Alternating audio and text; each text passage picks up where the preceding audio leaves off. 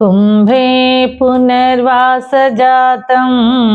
केरले चोळपट्टणे कौस्तुभासुन्दराधीशं कुलशेखरम् आश्रये गुष्यते यस्य नगरे रङ्गयात्रा दिने दिने तमहं शिरसा वन्दे राजानां कुलशेखरम्।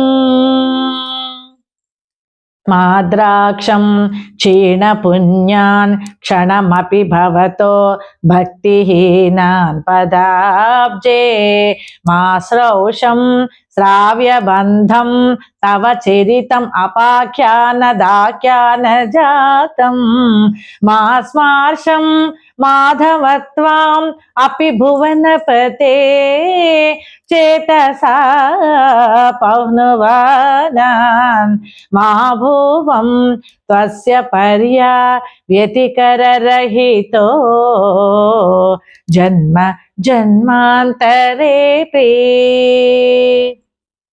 భావము: దేవా మాధవ, నేను ఎన్ని జన్మలెత్తినా క్షీణపుణ్యులై నీ పాదపద్మాలపై భక్తి లేని వారిని చూడకుండేటట్లును, వినటానికి ఎంత సొంపుగా ఉన్నా నీ సద్గుణాల వివరణ లేని ఇతర కథలను వినకుండా ఉండేటట్లును, నిన్ను మనస్సులో ఎరుగని వారిని గురించి ఆలోచింపనట్లును, నీ పూజ చెయ్యని వారిని చూడకుండేటట్లును కరుణించు.